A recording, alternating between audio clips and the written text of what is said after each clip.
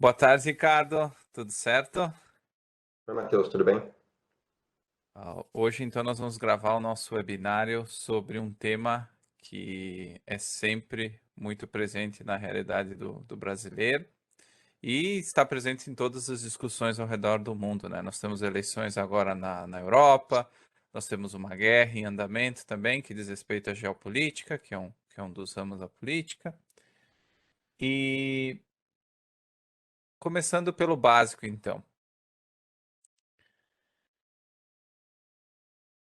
O que é política?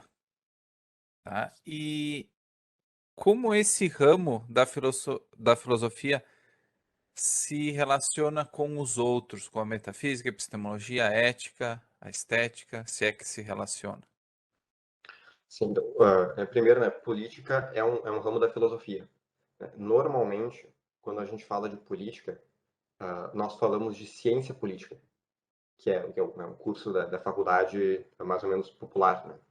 Mas aqui, quando nós falamos de política, nós estamos falando da base da política, ou seja, da perspectiva filosófica que existe dentro da política. E aí, as perguntas que a filosofia política busca entender são mais fundamentais. Um exemplo disso é, uh, será que nós, como seres humanos, devemos nos organizar em sociedade? Será que nós devemos formar uma sociedade, em vez de cada um vive isolado? Né? E se nós formos viver em sociedade, né, quais as vantagens de fazer isso? Né? E quais as condições que nós precisamos estabelecer para viver em sociedade? Uma outra forma de pensar isso, e talvez uma forma um pouco mais direta, é por que é que o Estado existe? Existe todo esse aparato estatal, existe um governo, existe todo um sistema elaborado, complexo, né? Mas ele existe por quê? Como é que isso me beneficia? Se é que me beneficia. Né? E é por isso que muitas vezes, nos dias de hoje, especialmente para quem vai ali para o lado anarquista da coisa, a pessoa começa a se questionar, né, em que ponto que o Estado ele existe para me beneficiar ou para só me causar mal, né, para que eu seja explorado através do Estado. Né? Ou seja, em que ponto é útil eu sair da sociedade, digamos assim, ou viver isolado, né, tentar me isolar mesmo dentro da sociedade. Então, política, né, do ponto de vista filosófico, lida com essas questões básicas, essas questões fundamentais.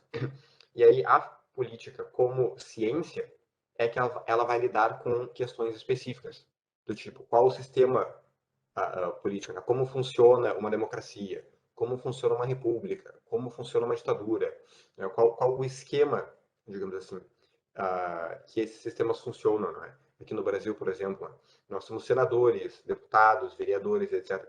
Todas essas questões, como montar uma lei, como fazer um projeto de lei, como é que ele é aprovado, precisa de maioria de quantos no Senado para aprovar, que poderes o presidente tem, etc. Todas essas questões, que normalmente é o que as pessoas discutem, faz parte da ciência política e não da filosofia.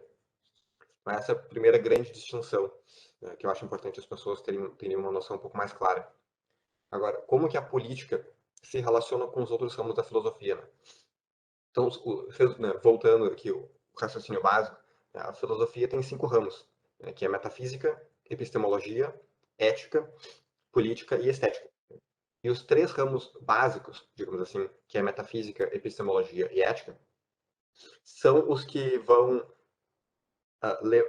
são as bases que vão dar como consequência a perspectiva que a pessoa tem sobre política.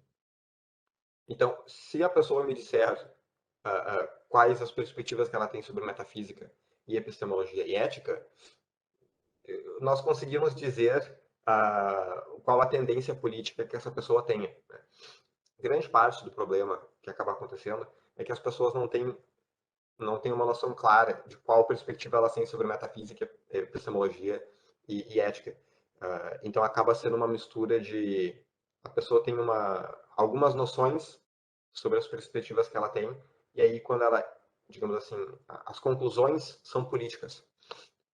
E quando a pessoa chega nessas conclusões, muitas vezes elas são misturadas.